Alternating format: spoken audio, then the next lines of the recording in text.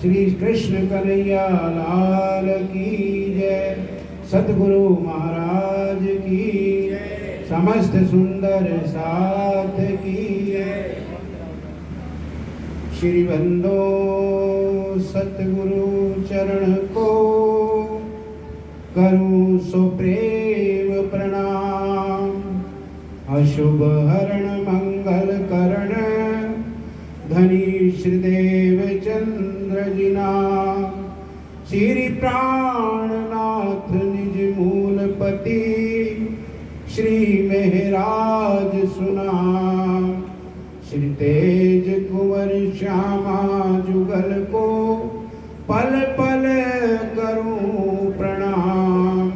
पिया जी को पल पल करूं प्रणाम। बोलो श्री प्राणनाथ प्यारे की जय। श्री सद्गुरु महाराज की जय। प्यारे सुंदर साथ जी, मेरा पहले दिन का जो प्रवचन था वो अधूरा रह गया था। शॉर्ट में पूरा करना चाहूँगा। महाराज जी ने कुल 15 मिनट का समय दिया है। स्वामी जी अपने वाणी के अंदर कहते हैं, रे हो दुनिया बावरी होवत जन्म गवार। मद माती माया की झाकी सुनत नाही पुकार। रे हो दुनिया बावरी होवत जन्म गवार। ये जो मनुष्य जन्म मिला है हमें, है नहीं, ये किस वास्ते मिला है, किस उद्देश्य के लिए मिला है। इस उद्देश्य को बताने के लिए 4 वेद, 6 शास्त्र, 18 पुराण, 108 उपनिषद, बहुत धर्म ग्रंथ आए। ये इस मनुष्य को समझाने के लिए, ये इस मनुष्य को कुछ समझाना चाहते हैं। क्या समझाना चाहते हैं? मैं अपनी बात रिपीट कर रहा हूं। ये 3 बात समझाना चाहते हैं। अगर आपने ये 3 बात समझ ली तो समझ लो आपने सारे वेद शास्त्र समझ लिए। पहली बात कि ये मनुष्य तन कैसे मिलता है। दूसरा कि ये मनुष्य तन किस उद्देश्य के लिए मिला है। और तीसरी बात कि ये हमारा उद्देश्य पूरा कैसे हो सकता है। ये 3 ही प्रश्न हैं। श्री देवचंद जी महाराज जी भी 3 प्रश्न चले थे। मैं कौन, कहां से आया और कहां मेरा भरतार। ये 3 प्रश्न हैं। पहला प्रश्न कि ये मनुष्य तन कैसे मिलता है। ध्यान से सुनने वाली बोलो श्री प्राणनाथ प्यारे की जय। ये सभी धर्मों का मूल है, सभी शास्त्रों का मूल है। पहला कि ये मनुष्य तन कैसे मिलता है, 84 लाख जूनियां भुगत करके तब ये मिलता है। एक बार इस जीव को अवसर दिया जाता है। किस लिए अवसर दिया जाता है? दूसरा प्रश्न कि अगर इन 84 लाख जन्म मरण के चक्र से छूटने का उपाय कर सकते हो तो कर लो, नहीं तो फिर जाना पड़ेगा वही 84 में। फिर पता नहीं कितना लंबे समय आवे, कभी मिले ना मिले। आज ये जो मनुष्य जीवन मिला है इसको हीरा जन्म कहा है। रामायण में लिखा है, बड़े भाग मनुष्य तन पावा सुर दुर्लभ सब ग्रंथ गावा। ये बड़े भाग से मनुष्य जीवन मिला है। अब ये तीसरा प्रश्न कि हमारा ये 84 लाख का जन्म मरण का चक्र कैसे छूटे। इन 2 बातों का तो सबको पता है। अब ये जो तीसरा प्रश्न है कि हमारा 84 लाख का जन्म मरण का चक्र कैसे छूटे, इसके लिए मैं आपको एक उदाहरण से समझाने का प्रयास करूंगा। मान लिया किसी आदमी से मर्डर हो गया और उसका मामला सेंशन कोर्ट में गया और उसको फांसी की सजा हो गई। तो फांसी की सजा से बचने के लिए वो बड़ी कोर्ट में जाएगा नहीं, हाई कोर्ट में जाएगा। अब हाई कोर्ट में उसके खिलाफ सबूत हैं तो हाई कोर्ट माफ नहीं करेगा। फिर कहाँ जाएगा वो? सुप्रीम कोर्ट जाएगा। सुप्रीम कोर्ट में भी उसके खिलाफ सबूत हैं तो सुप्रीम कोर्ट माफ नहीं करेगा। फिर कहाँ जाएगा? हाँ, एक बार वो अपनी दया याचिका राष्ट्रपति जी के यहाँ लगा रहे। अगर राष्ट्रपति जी को दया आ जाए, उनका एक प्रोसीजर है, उनके बात समझ में आ जाए कि मर्डर तो उसने किया है लेकिन किसी कारण से अपनी इज्जत बचाने के लिए, अपने प्राण रक्षा के लिए, है नहीं, तो ये फांसी की सजा राष्ट्रपति जी माफ कर सकते हैं। एक फांसी की सजा माफ करने की पावर सिर्फ एक राष्ट्रपति जी को है, ना प्रधानमंत्री को है, ना मुख्यमंत्री को है, वनटोल किसी को नहीं है, सिर्फ एक राष्ट्रपति जी को है। ऐसे इस जन्म मरण से चक्र से छुड़ाने की पावर एक परमात्मा के पास है। इस संसार का भी एक राष्ट्रपति है, इसको बोलते हैं पूर्ण ब्रह्म परमात्मा। इसको वेद कहते हैं एको ब्रह्म द्वितीय नास्ति, एकम अद्वितीयम, कि वो परमात्मा एक है, उसके जैसा कोई दूसरा नहीं। गुरु नानक देव कहते हैं नानक एको सुमरिए, जन्म मरण दुख जाए, और दूजा काहे सुमरिए, जन्मे ते मर जाए। कि उस एक परमात्मा का सुमरण करो, उस एक परमात्मा का भजन करो, उस एक परमात्मा के भजन करने से ही ये 84 लाख का जन्म मरण का चक्र छूट सकता है। और उस एक परमात्मा को छोड़ करके और किसी और की भक्ति करोगे तो यही जन्मोगे और यही मरोगे। क्यों? क्योंकि ये भी सब भक्ति कर रहे हैं, ब्रह्मा जी भी भक्ति करते हैं, विष्णु भगवान जी भी भक्ति करते हैं, शंकर भगवान भी भक्ति करते हैं, देवी देवता भी भक्ति करते हैं, नारायण भगवान भी भक्ति करते हैं। इसलिए गुरु नानक देव नानक एक को सुमरिए, वो एक परमात्मा है कौन? यहाँ तो 33 कोटि देवता, बहुत भगवान है दो में, तो वो एक परमात्मा है कौन? उसके लिए गीता के 15वें अध्याय का 16वां 17वां श्लोक इशारा कर रहा है उस परमात्मा की तरफ। द्वाम पुरुषलोके क्षर अक्षरावचे क्षर सर्वाणि भूतानि कूटस्थ अक्षरा उच्यते उत्तमः पुरुषस्य त्वन्यः परमात्मा इति उदारता। कि हे अर्जुन, 3 पुरुष, एक क्षर पुरुष और एक अक्षर पुरुष, दोनों परमात्मा नहीं है। इनसे परे जो उत्तम पुरुष है, उत्तमः पुरुषस्य त्वन्य, इन दोनों से जो अन्य पुरुष है वो परमात्मा है, उसकी भक्ति करनी पड़ती है। और वो भी कौन सी भक्ति? अनन्य प्रेम लक्षणा भक्ति, पतिव्रता भक्ति। क्योंकि जब अर्जुन ने पूछा कि महाराज उस परमात्मा कैसे मिलेंगे, कि परमात्मा की भक्ति करनी पड़ती है। पुरुषः सा परा पार्थ लभस्तु भक्त्या अनन्या, वो अनन्य भक्ति से मिलता है परमात्मा। अब वो एक परमात्मा के विषय में हमारी गीता भी कह रही है, इसी बात को गुरु नानक देव भी कह रहे हैं। क्षर से परे अक्षर से पारा, तय पुरुष का करो विचारा। कि क्षर से परे अक्षर पुरुष है और अक्षर से परे जो पुरुष है उसका विचार करो, उसकी भक्ति करो। इसी को बाइबल भी कह रही है, the supreme God is only one, कि वो परमात्मा सबका एक है। जिसको हमारे क्षर कहा है ना, वहां कहा है गोड। गोड में 3 अक्षर है, GOD। जी से जनरेटर पैदा करने वाले ब्रह्मा जी, ओ से ऑपरेटर पालन करने वाले विष्णु भगवान, और डी से डिस्ट्रॉय करने वाले शिव जी महाराज। ये जो ब्रह्मा विष्णु महेश नारायण, ये सब क्षर भगवान में आते हैं। उससे आगे है फिर क्रिएटर, और उससे आगे है फिर सुप्रीम गॉड। उसके लिए इशारा किया है। अब शास्त्रों में क्षर अक्षर अक्षरातीत कहा तो है, लेकिन इसका भेद कोई समझ नहीं पाया। क्योंकि हुक्मे वेद कतेब में लाखों लिखे निशान।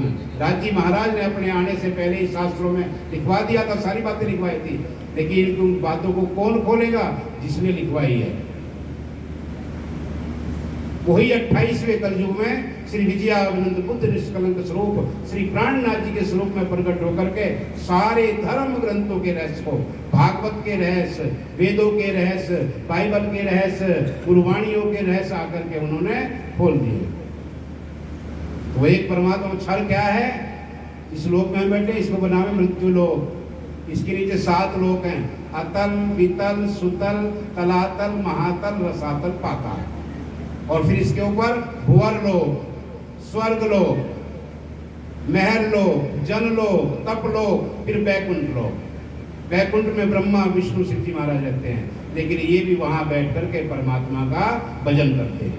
आपने देखा होगा शिव जी महाराज ध्यान लगा के बैठे, किसका भजन कर रहे हैं किसी को नहीं पता। उससे आगे फिर अष्टावरण, फिर उससे आगे ज्योति स्वरूप, उससे आगे फिर गायत्री लोक, फिर उससे आगे महतत्व, उससे आगे फिर 7 शून्य, उससे आगे फिर नारायण भगवान का लोक, और उससे आगे फिर निराकार। इसको कहा है शास्त्रों में सर्व पुरुष। सर्व पुरुष का मतलब है नाशवान। यहाँ 4 प्रकार की प्रलय होती हैं, नित्य प्रलय, नियमित प्रलय, प्राकृतिक प्रलय और महाप्रलय। महाप्रलय में 5 तत्व, 3 गुण, 14 लोक, ब्रह्मा विष्णु शिव नारायण पर्यंत ये सब समाप्त हो जाते हैं। इसलिए ये भी भक्ति करते हैं कि महाप्रलय में हम भी समाप्त हो जाएंगे। इसलिए परमात्मा से, उस परमात्मा की धाम को पाने के लिए भक्ति करते हैं। उससे आगे फिर अक्षर का लोक, इसको योग माया कहते हैं। जो अक्षर का कार्य क्षेत्र है योग माया, उसमें अव्यक्त ब्रह्म, सबलिक ब्रह्म, सबलिक ब्रह्म में हमारी ब्रज और रास की लीला अखंड है।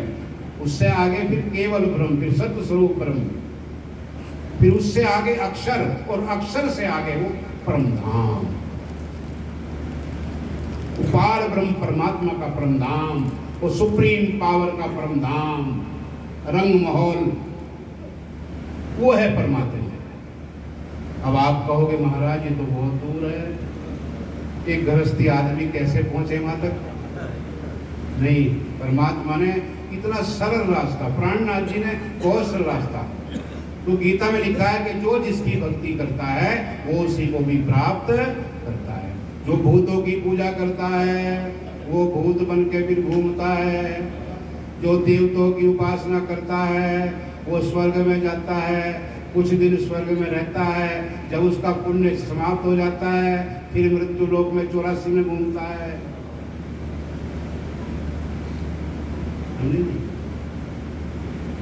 ये बताया। तो इस प्रकार से आप जो महाप्रलय में 5 तत्व, 3 गुण, 14 लोग सब समाप्त हो जाते हैं। तो वो पार ब्रह्म परमात्मा की जो भक्ति करता है, गीता में लिखा है कि जो भूतों की पूजा करता है, पितरों की पूजा करता है वो पितर बनता है, पितरलोक में जाता है। जो देवताओं की उपासना करता है वो देवताओं को प्राप्त होता है। और जो पार ब्रह्म परमात्मा की भक्ति करते हैं वो पार ब्रह्म परमात्मा के लोक परम धाम में पहुंच जाते। लेकिन भक्ति का भी एक नियम है। भक्ति का क्या नियम है कि स्वामी जी कहते हैं कि क्षर अक्षर के पार हैं, अक्षरातीत आधार, और बिन संबंध न पाइए, चाहे कोटिन करो आचार। जिस परमात्मा को आपको प्राप्त करना है उस परमात्मा से अपना संबंध जोड़ना पड़ेगा। बिना संबंध जोड़े यहाँ इस संसार में भी काम नहीं चलता। हम एक उदाहरण देते हैं, जैसे 2 बच्चों की शादी होती है तो 2 परिवारों में प्रेम कितना हो जाता है। अगर आधी रात को दिक्कत नहीं एक परिवार को, तो आधी रात को दूसरा परिवार तैयार है। किसके कारण? संबंध के कारण। और जब संबंध नहीं था तो कुछ भी नहीं था। और जब 2 परिवारों का संबंध जुड़ता है ना, कितने परिवारों का जुड़ जाता है। तो लड़की वाले के जितने भी रिश्तेदार हैं वे सब लड़के वाले रिश्तेदार हो गए, और लड़के वाले के जितने भी रिश्तेदार हैं वो सब लड़की वाले के हो गए। एक परिवार से संबंध जुड़ते ही कितनों की सहानुभूति मिली, कितनों का प्रेम मिला। ऐसे जब इस जीव का, इस आत्मा का संबंध उस पार ब्रह्म परमात्मा से जुड़ जाता है तो इस जीव के ऊपर, आत्मा के ऊपर विशेष दया, विशेष कृपा, विशेष सहानुभूति शुरू हो जाती है। क्योंकि बिना संबंध जुड़े प्रेम और सहानुभूति इस संसार में भी नहीं मिलते। जब इस आत्मा का संबंध उस परमात्मा से जुड़ जाता है तो उस परमात्मा की तो कृपा मिलती है। इनके नीचे जितनी भी शक्तियां हैं, अक्षर की सारी शक्ति, योग माया की सारी शक्ति, क्षर ब्रह्मांड की सारी शक्ति, उनसे अपने आप संबंध जुड़ जाता है। सब खुश हो जाते हैं। जब एक परमात्मा की हम भक्ति करते हैं तो सब कुछ रखते हैं। कबीर जी ने कहा है, एक साधे सब सधे और सब सधे सब जाए। जो तू सींचे मूल को तो फूले फले लगाए। जो उस एक पार ब्रह्म परमात्मा की भक्ति करता है, समझ लो सबकी भक्ति हो जाती है। इस दुनिया के अंदर कोई ऐसी शक्ति बचती ही नहीं कि जिसकी भक्ति ना होती हो, जो खुश ना हो जाता हो। तो ये एक संपूर्ण भक्ति है। जब तक हम वो संपूर्ण भक्ति नहीं करते तब तक हमारे इस जीव का उद्धार नहीं होता। नहीं तो हिंदुओं में कौन से 5 देवताओं ज्यादा होती है? गौरी, गणेश, ब्रह्मा, विष्णु में और भी तो भाई बहुत। लेकिन ये पार ब्रह्म परमात्मा की भक्ति, अक्षरातीत श्री कृष्ण की भक्ति, राजी महाराज जी की भक्ति जो करता है, वो सब देवता खुश हो जाते हैं, सबकी भक्ति हो जाती है। इसलिए जब एक पार ब्रह्म परमात्मा से हमारा संबंध जुड़ता है तो इस जीव के 84 लाख के जन्म मरण के चक्र छूट जाता है। अब जिसे ये पता चल जाएगा कि मेरी आत्मा का संबंध उस परमात्मा से जुड़ते ही मैं उस परमात्मा का विशेष हो जाऊंगा। विशेष कैसे? अगर हमारा लड़का किसी परिवार में जाकर वो जाता है, शादी होती है ना, तो उस परिवार के लिए वो विशेष हो जाता है। और जो लड़की हमारे यहाँ ब्याह के आती है, वो लड़की हमारे लिए विशेष हो जाती है। किसके कारण? संबंध के कारण। ऐसी जब उस पार ब्रह्म परमात्मा से हमारा संबंध जुड़ जाता है तो हम परमात्मा के विशेष हो जाते हैं। और जब हम भक्ति करते हैं तो हमारे 84 लाख के जन्म मरण के चक्र छूट जाते हैं। अब जिसको ये पता चल जाएगा कि मेरी आत्मा का संबंध उस पार ब्रह्म परमात्मा अक्षरातीत जो पूर्णात पूर्ण है, उससे हमारा संबंध जुड़ जाएगा और हमारे 84 लाख के जन्म मरण के चक्र छूट जाएंगे। और जिस उद्देश्य के लिए परमात्मा ने हमें ये मनुष्य जीवन दिया है नहीं, वो हमारा उद्देश्य पूरा हो जाएगा। तो उस परमात्मा से संबंध कौन नहीं जोड़ना चाहेगा? आई बात समझ में? इसके से बाद कौन को संबंध जोड़ना चाहते हैं? हाथ जोड़ दिखाओ। कौन कौन चाहता है परमात्मा संबंध जोड़ना? अरे बोलो श्री प्राणनाथ प्यारे की। ये है वो पार ब्रह्म परमात्मा की भक्ति।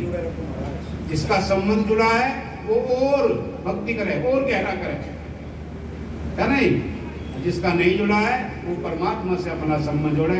हमारे महाराज जी बैठे हुए हैं, प्रातः काल को ना पैसा लगना ना कुछ करना, क्योंकि परमात्मा पैसे से नहीं मिलते, परमात्मा तो भाव से मिलते हैं। फ्री की भक्ति है ये, बहुत सरल भक्ति है ये। रामायण में कहा है, कल युग केवल नाम आधारा, कर सुमर सुमर नर उतर ही पारा। इस कलयुग के अंदर वो पार ब्रह्म परमात्मा एक ऐसा नाम लेकर के आओगे जिसके नाम मात्र भक्ति करने से ये 84 लाख का जन्म मरण का चक्र छूट जाएगा और इस जीव का उद्धार हो जाएगा। अब कौन चाहेगा अगले जन्म में कुत्ता बिल्ली बनकर घूमे? चाहोगा कोई? चाहोगा कोई भाई? बताओ। तो उस परमात्मा से अपना संबंध जोड़ो और हमेशा के लिए निश्चित हो जाओ, यहाँ भी परमात्मा हमारे साथ रहेंगे और परलोक में परमधाम में हम लेके जाएंगे। इसलिए गुण धनी के याद कर, पकड़ पीहू के पांव, और सुख बैठे सुख पाल में देसी वतन। तो ये है वो पार ब्रह्म परमात्मा की भक्ति, जिस भक्ति के लिए बड़े बड़े ऋषि मुनि इंतजार कर रहे थे। देवी देवता ब्रह्मा विष्णु शंकर भगवान भी, नारायण भगवान भी इस भक्ति का इंतजार कर रहे थे कि कब वो 28वां कलयुग आवे, कब वो पार ब्रह्म परमात्मा इस संसार में प्रकट होवे और हमें वो भक्ति बतावे, जिस भक्ति के करने से हमारा ये 84 लाख का जन्म मरण का चक्र छूट जाए। इसलिए प्यारे सुंदर साथ जी, आपको कितना अनमोल खजाना मिला है नहीं? ये राज्य की अपार अपार मेहर है, कृपा है। इसलिए इसको संभाल के रखना है। दुनिया के दुख संकट तो आते रहते हैं, संसार दुख का सागर है, घबराना नहीं है। अपने ईमान को और अपने विश्वास को पक्का रखना है। बस ये समझाना था। That's all. बोलो श्री प्राणनाथ प्यारे की।